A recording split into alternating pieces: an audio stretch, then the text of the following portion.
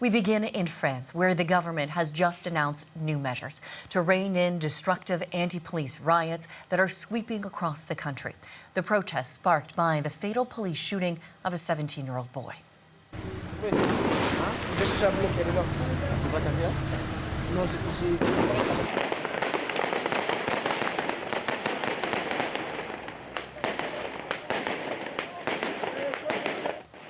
The third night of demonstrations saw violent clashes with police.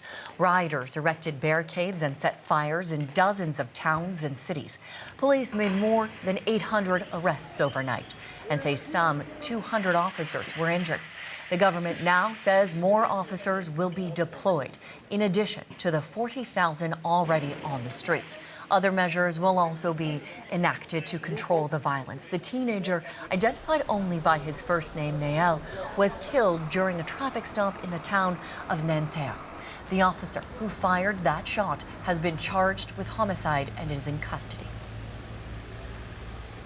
Ross Cullen has been tracking this story for us. He joins us from Paris. Ross, we just heard from President Macron, no state of emergency, but he did outline new measures ahead of the funeral tomorrow. How are they planning to curb the violence?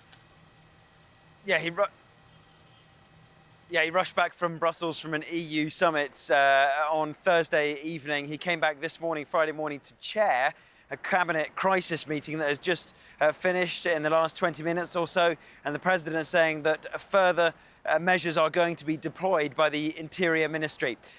We can take that to mean extra police forces. 40,000 extra police officers on Thursday evening weren't enough to stop Thursday becoming the biggest protest day of the week so far. So we can expect further forces to be deployed there. He's also called, Emmanuel Macron has called on parents to play their part, to take responsibility, because he says a third of the 870 people who were arrested on Thursday night were young people, some of them very young. We are getting reports that children as young as 11 are taking part in the looting. So Macron calling on mothers and fathers to take care of their children, because the riots and looting are taking place 11 p.m, midnight, 1 a.m. That's when the arson attacks are taking place every night. So Macron calling on parents to keep their kids inside if they can.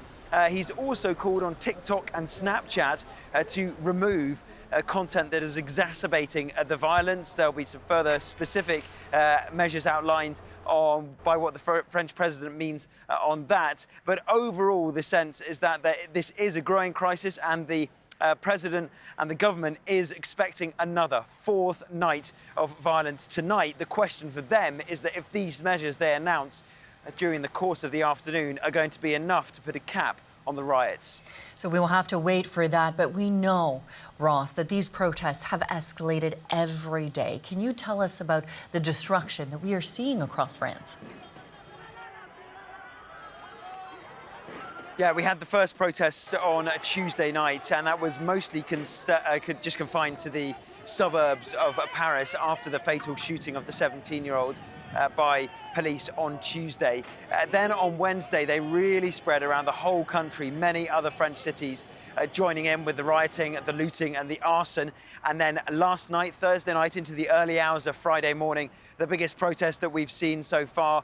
250 police officers injured responding to the riots and the looting. Schools have been torched, along with city halls, supermarkets. People were driving their cars through the windows of supermarkets deliberately to try to gain access to ransack the shops.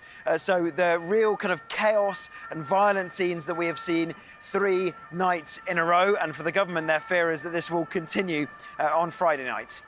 That's Ross Cullen following the story for us out of Paris.